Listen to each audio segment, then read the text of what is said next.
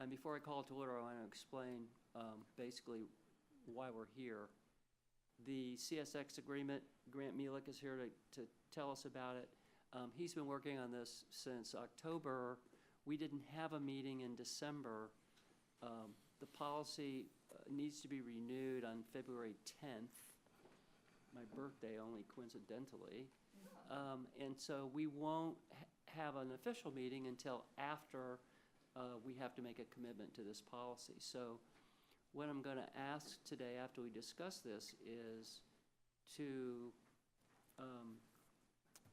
for those present, give me the authority to continue working with Mr. Smoker and with Mr. Mielek and sign off on a contract for the insurance, and then we will validate it at our February board meeting. Does that make sense to you too? Okay, good. All right, so I'm going to call this meeting to order Wednesday, January 18th, 2023. So it's our first meeting of the year.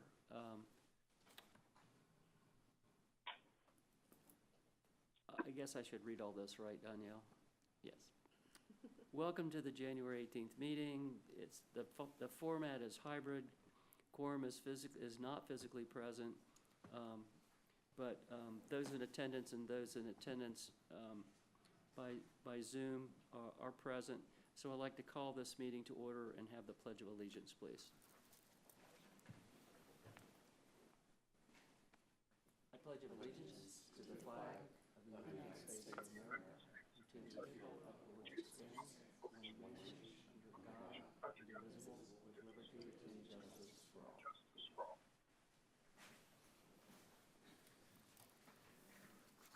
Okay. Staff, could you do a roll call, please? President English. Present. Director Doring-Ahern. Present. Director Hardy. Present. Director Johnson. Director Mechanic. Here. Here. Director Schisler. Here. And Director Williams indicated she would be absent. Thank you. Oh, good. So the next item on our agenda is approval of minutes. We can't do that without a quorum, so we'll hold that for next month. Public input, is there anyone in the audience or remotely who wishes to speak? Hearing none, let us move to the streetcar system performance report. Mr. Allen?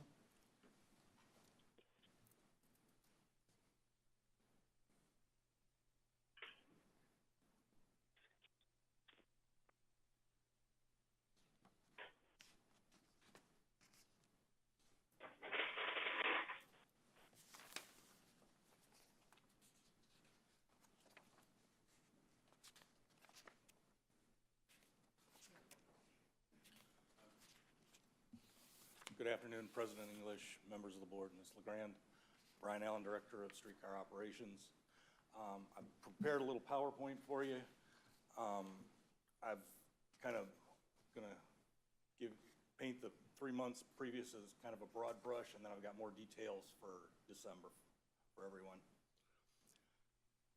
Yeah, on the screen you can see the missed trips for the 3 months. September and November are rather shocking numbers, but that's because we were shut down for hurricanes. So that was the bulk of the time we had. Other than that, our missed trips have been fairly consistent. OTP's been very consistent.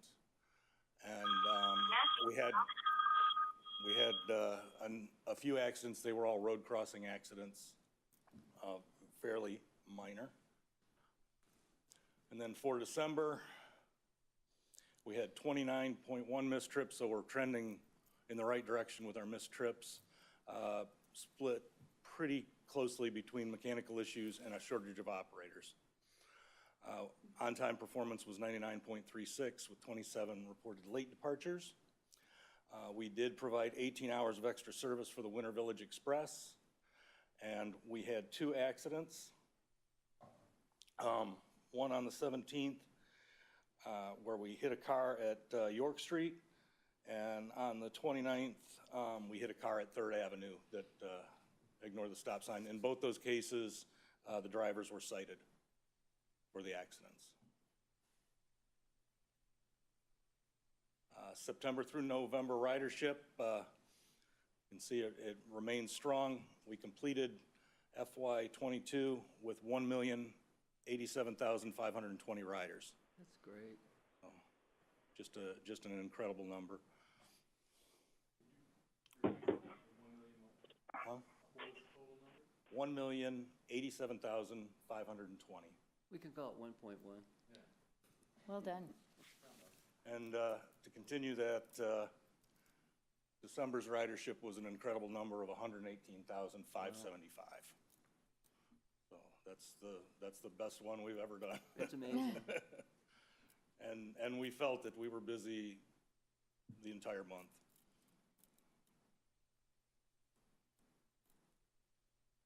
And as far as all our maintenance is current, we graduated 2 motormen in December, right before Christmas.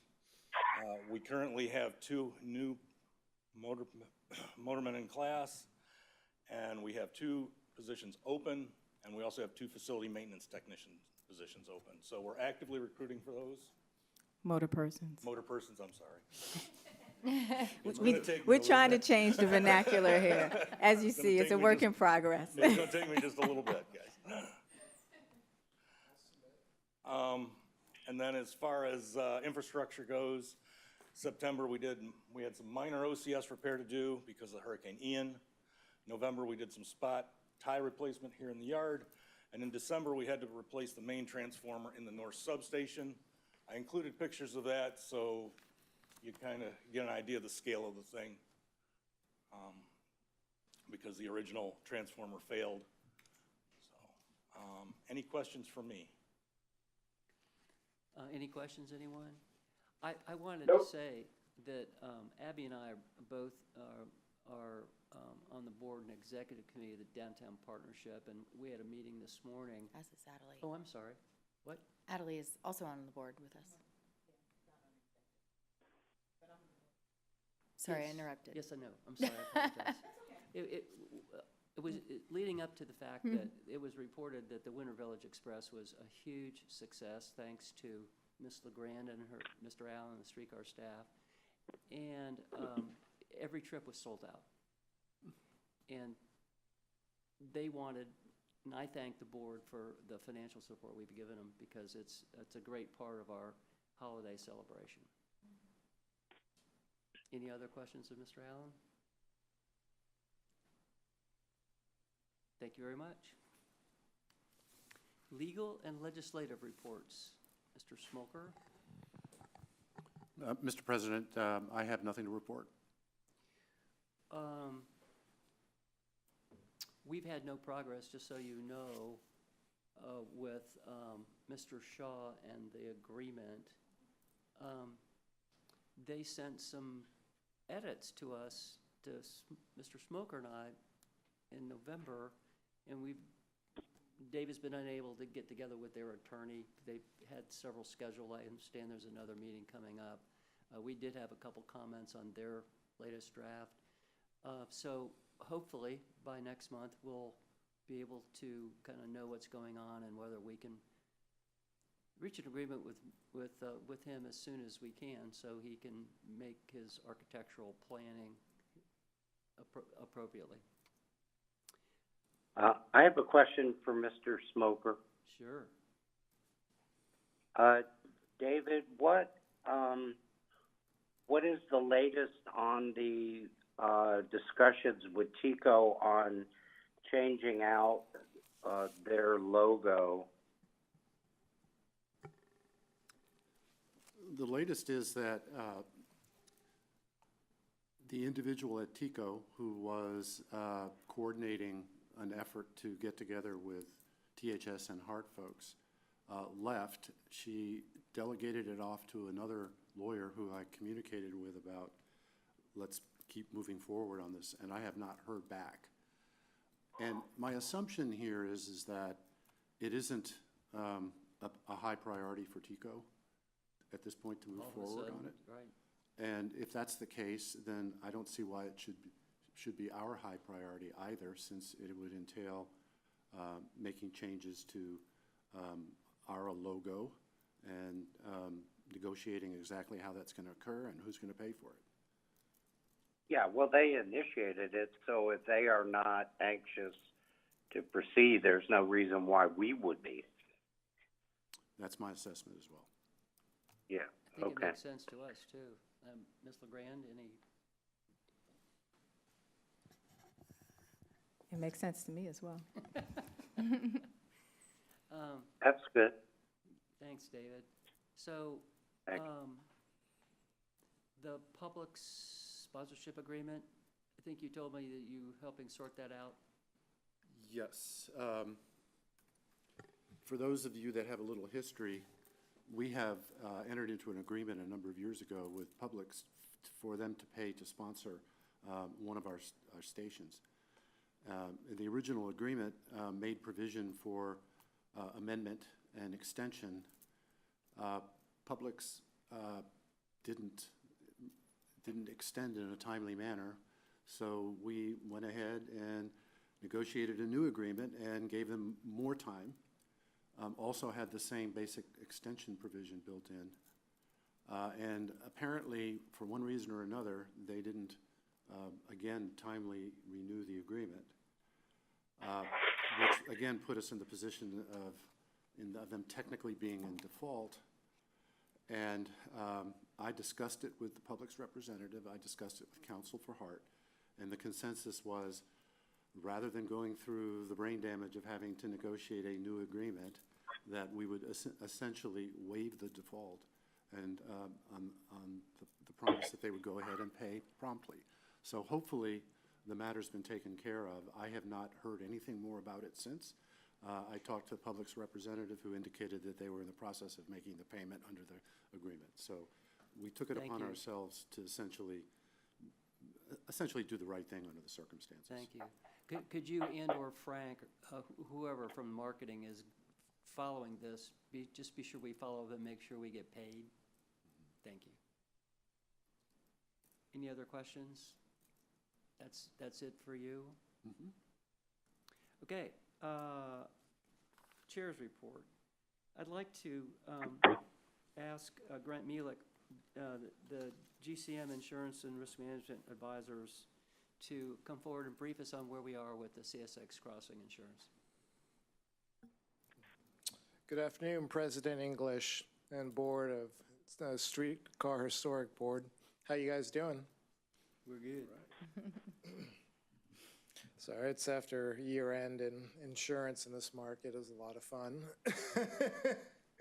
But basically, we're about 80% done. We started marketing in late October. I think this year's plan is going to be different compared to what we've had in the past. Just the meaning where right now every carrier is terrified of risk. And like what I told you last year, the move from insurance companies has been, okay, we don't want any risk, which we know is impossible. So let's look at the accounts that haven't shown any issues or problems. Well, that's when I take all my note sheets since 1999, 2000. I'll say, hey, there are 0 losses on this account. This account performs incredibly well, has all the safety operations in place. They are currently updating everything. They pass through flying colors with the FRA. Every year, the maintenance of way budget increases. New stuff is performed. The tracks are in perfect condition. They've even done sonic testing. Thank you, Brian, for pointing that out to see if there are any cracks. And this is all stuff carriers love to hear. So basically where we're at is if one carrier, Great American, who did pop in last year, if they round out the final 50 million, then we're basically looking at 4 carriers. Whereas before we were in a kind of in a panic, just trying to find, the best at the most cost-effective portion.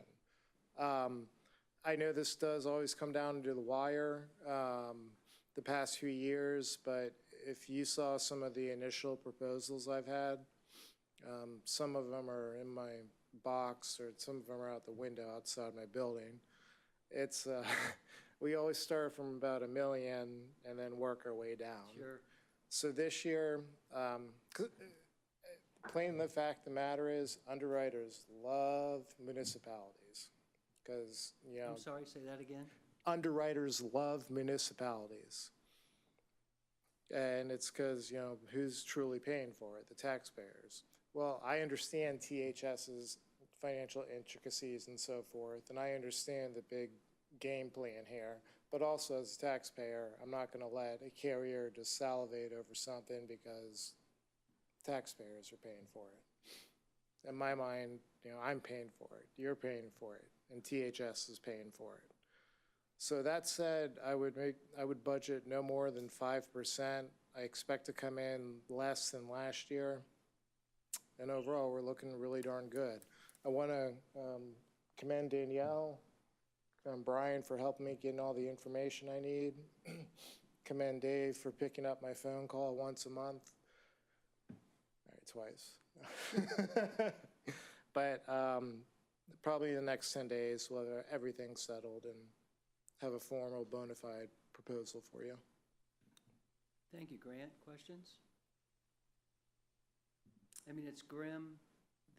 The number is grim, but I don't think we have any choice, and we trust you to squeeze it as hard as you can. Well, we do have a choice, but it's getting the city to indemnify CSX. The city does not believe they have the ability or authority to do that.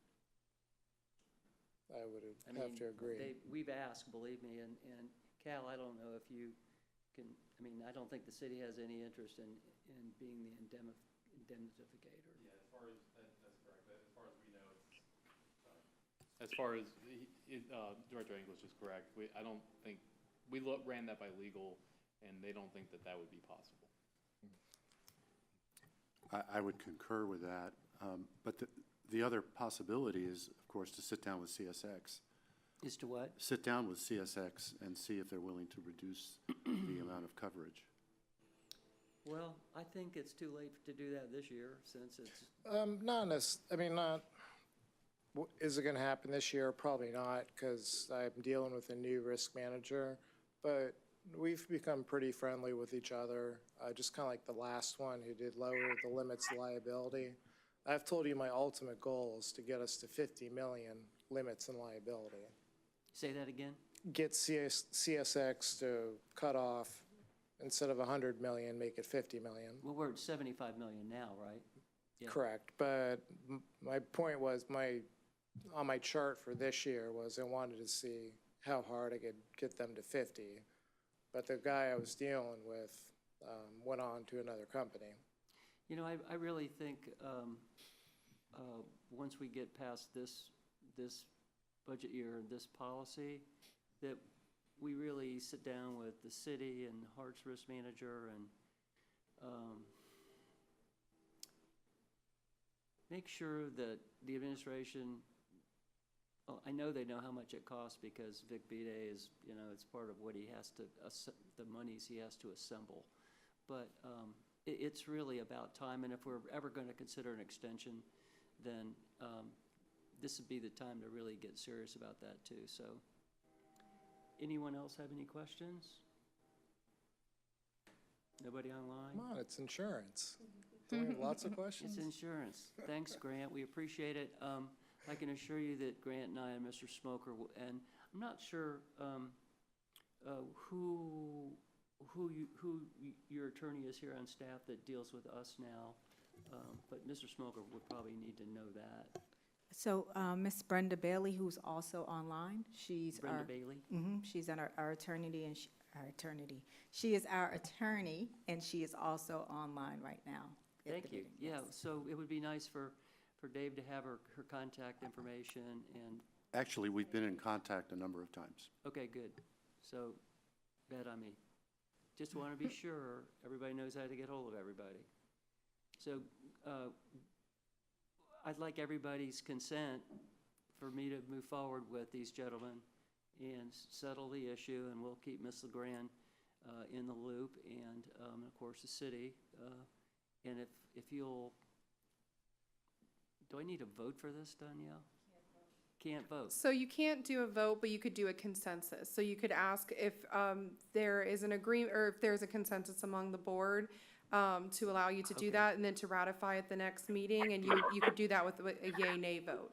Okay, Can I add that this is what we did last year too? Yeah, it is. Saying that just for anyone who wasn't on the board at that point. yeah. So would you make that motion? Sure, well, not a motion, I guess. Consensus. Okay, can we, I would like to propose that we look for consensus on letting Director English, continue negotiations on behalf of the board.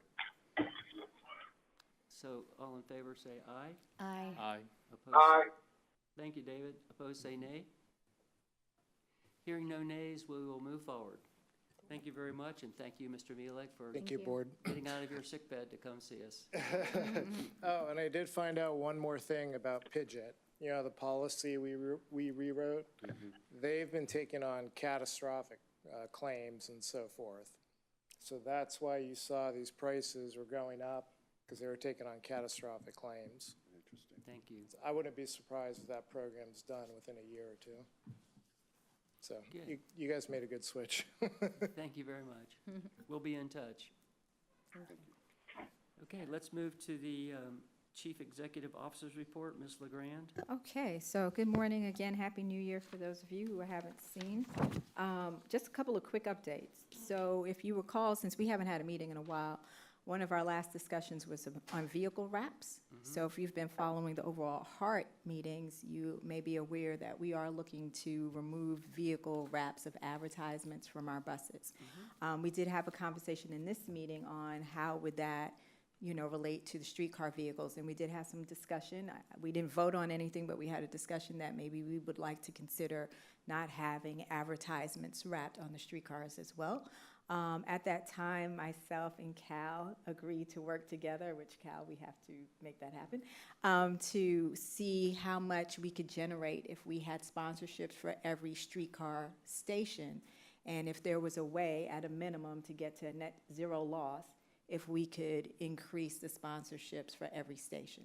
So just wanted to share that that is something that I'm committed to working with Cal this year to at least move forward and come back to you with at least a proposal on what we're looking to do.